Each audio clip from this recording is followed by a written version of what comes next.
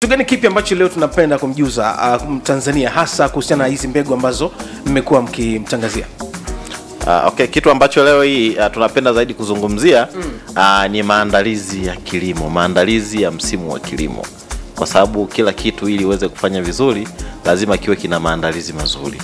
Kwa hiyo leo hii tutampitisha mkulima wetu katika hatua chache za maandalizi, nini na nini aandae kabla mvua hazijaanza kunyesha, ili mvua zikinyesha awe tayari kwa ajili ya kwenda shambani. Okay. Kwa hiyo itamsaidia hata mtu ambaye anatamani kuingia kwenye kilimo sasa hivi, hatua zile ambazo anapaswa kuzifanya ili kuwa na kilimo bora. Lakini akumbuke pamoja na kwamba anafanya yote, akumbuke Seedco ndio mbegu bora ya kuweza mahali pa kukimbilia. Naam, karibu. Asante kabisa. Kitu cha kwanza ambacho tunapenda kuzungumzia kwa kifupi, mimi nitakwenda kuzungumzia habari ya maandalizi ya msimu, lakini pia Bwana Shamba Mauzo pamoja na Bwana Julius watatupitisha pia kwenye ni namna gani mbegu zinaweza kupatikana na vitu vingine. Tunasema kwamba kilimo ni kazi, kilimo ni ajira kama ajira zingine. Kama ambavyo watumishi wengine, walimu wanachukua chaki asubuhi na daftari na rula anaenda darasani, vivyo hivyo sisi wakulima asubuhi unachukua jembe lako na panga unakwenda shambani. Ile ni ofisi, ile ni kazi, ni ajira kama ajira zingine.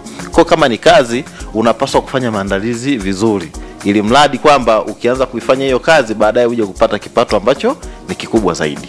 Zaidi tunawashauri zaidi wakulima wetu kwa muda kama au kuanzia ule mwezi wa 9, wa 10, wa 11, tunasema kwamba ni muda mzuri wa mkulima kuandaa shamba.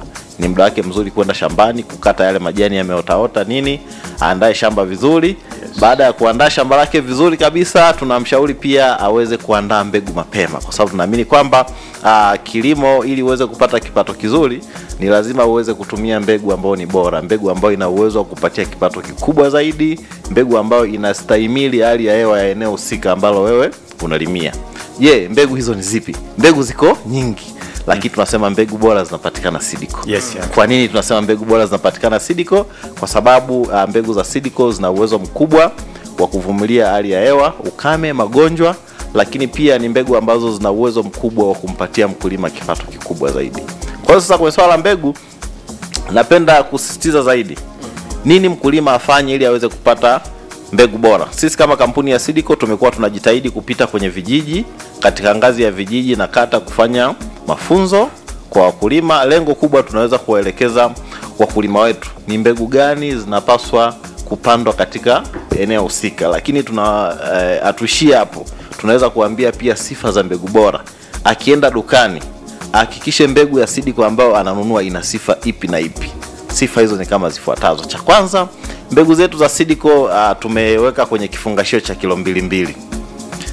Kila kifungashio kimoja kina ujazo wa kilogramu 2.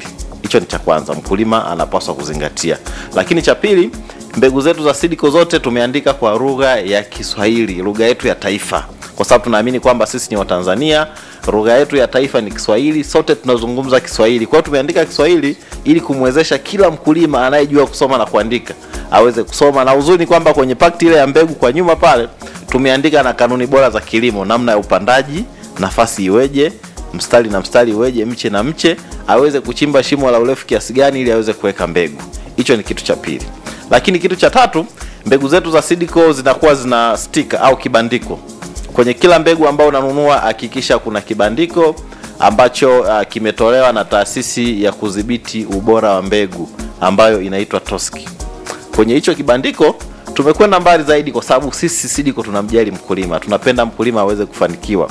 Kitu ambacho tumeongeza kwenye hicho kibandiko, tumeweka kitu kama vocha. Kama ambavyo mkulima unanunua vocha ya simu ya mtandao wote unakuangua pale, tumeweka kitu kama kile. Mkulima anakuangua pale, atakutana na zile namba, anaingiza ile namba kwenye simu yake, basi itamletea taarifa kwamba mbegu hii imethibitishwa na taasisi ya kudhibiti ubora wa mbegu ambayo inaitwa TOSCI. Ambayo inaitwa TOSCI. Kwa hiyo hii mbegu inafaa kwa matumizi ya mkulima wetu wa Tanzania. Hatukuishia hapo. Pia tunaamini kwamba kuna wale wakulima ambao tuna simu janja, wale ambao wana smartphone. Tumeongeza kitu kingine, tumeweka QR code pale kwenye mbegu yetu. Baada ya kuangua ile vocha, kama unaona hiyo ni shida, unachukua tu simu yako, una scan ile QR code. inakuletea taarifa kwamba hii ni mbegu bora kutoka kampuni ya Sidiko, ni mbegu ambayo imethibitishwa, ni mbegu ambayo ukienda kuitumia utaweza kupata kipato kikubwa zaidi. Hizo ni baadhi ya sifa za mbegu kutoka kampuni ya Sidiko ambazo mkulima anapaswa kuzijua pale ambapo anakwenda kununua mbegu.